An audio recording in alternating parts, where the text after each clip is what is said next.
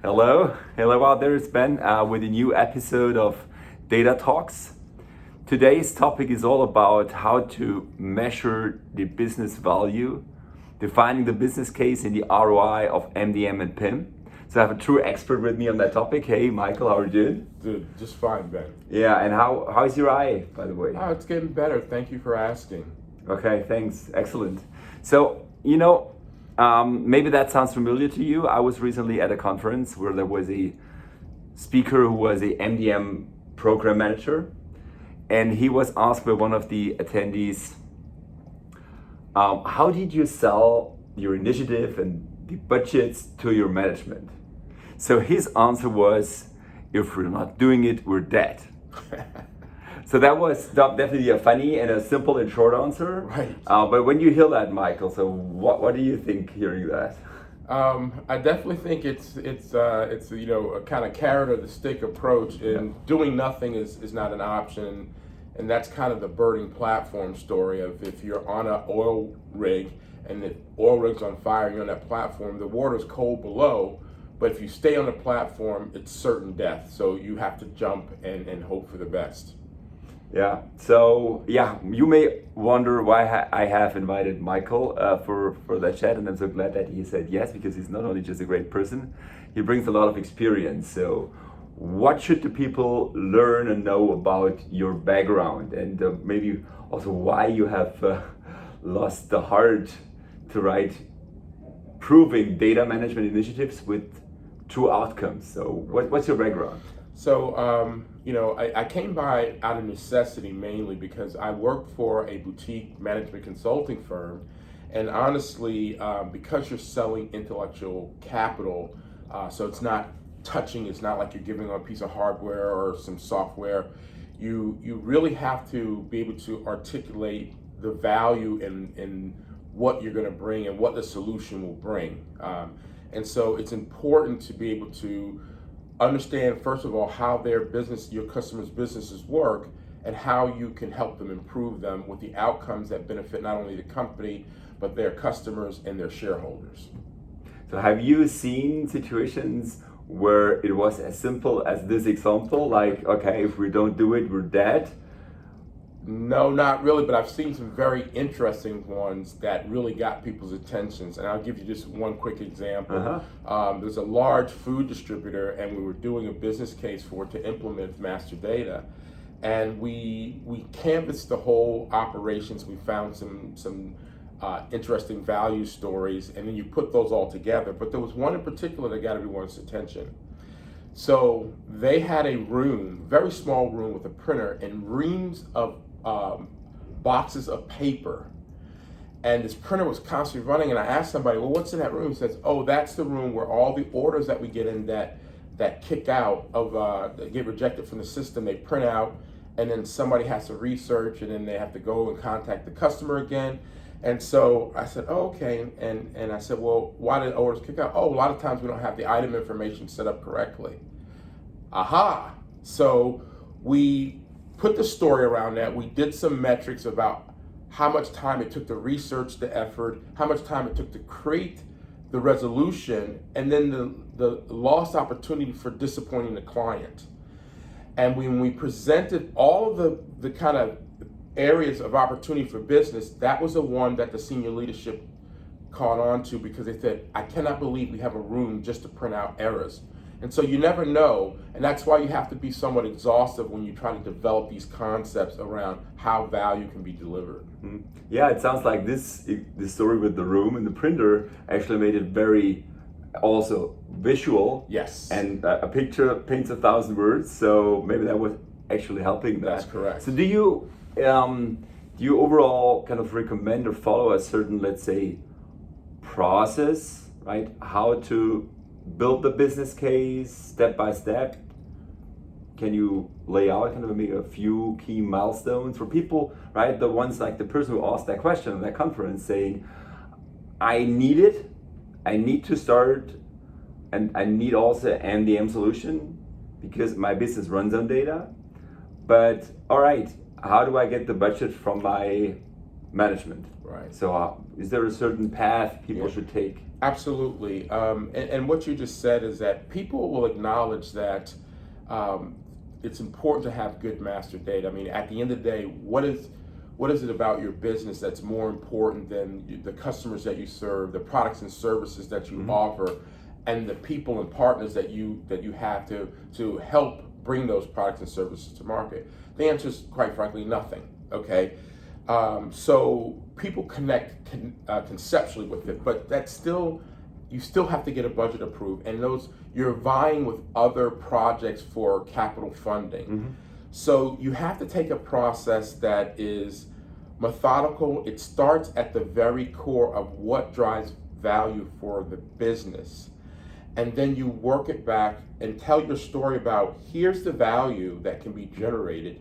And then this is how the master data can enable the realization and actualization of that value. Okay. So that means, right, you're connecting it to the top targets of a CEO. That's right. That's where it starts. Right. Okay. So and so you start your value story with money. Everybody understands money.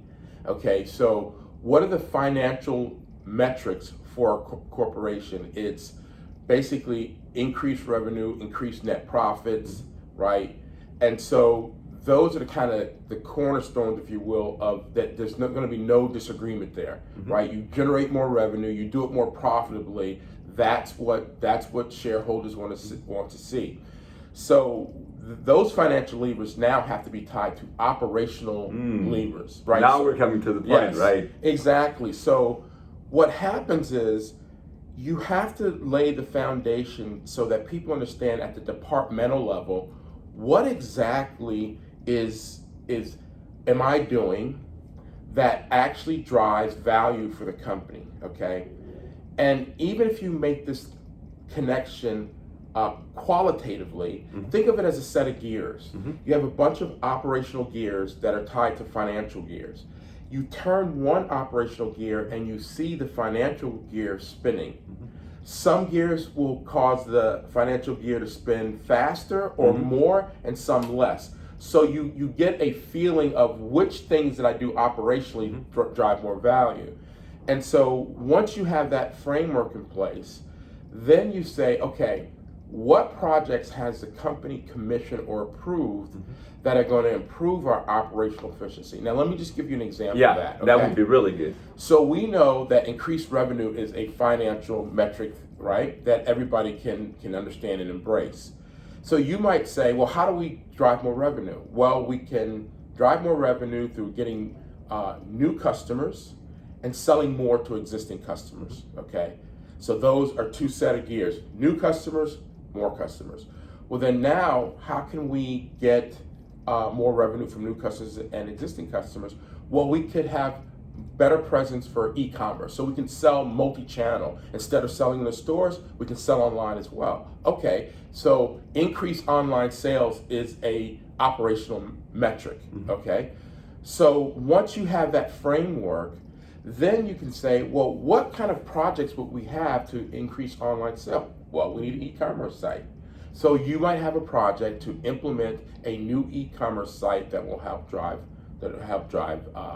online sales. And so that's a connection.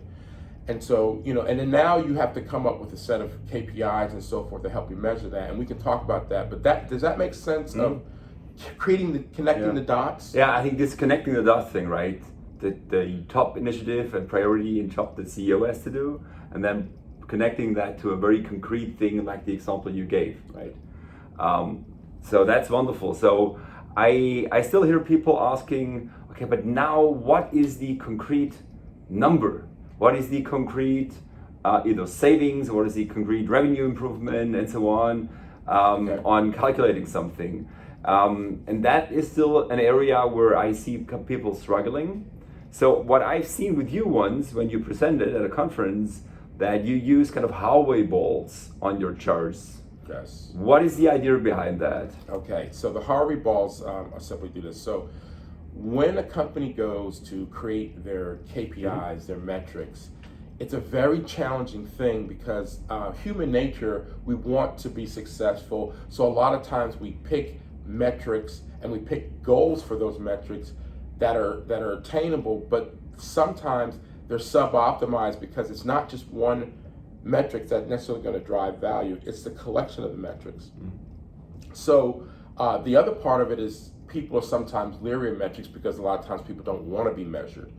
So the idea is to come up with a set of metrics, and then the Harvey balls basically are a way to go from qualitatively saying how something would help to quantitatively done in a very clever way. And let me show you what I mean by that. So remember we talked about the e-commerce platform. So I might say, well, a metric for us for e-commerce platform is the number of visits to our site. I might also say that it is the average shopping cart size, right? That if I increase those two things, then I will generate more revenue, okay? Yeah. And so now you have to have an argument, well, by how much should you increase those things? So then you have to get to those numbers because having the numbers to drive after will dictate what you do.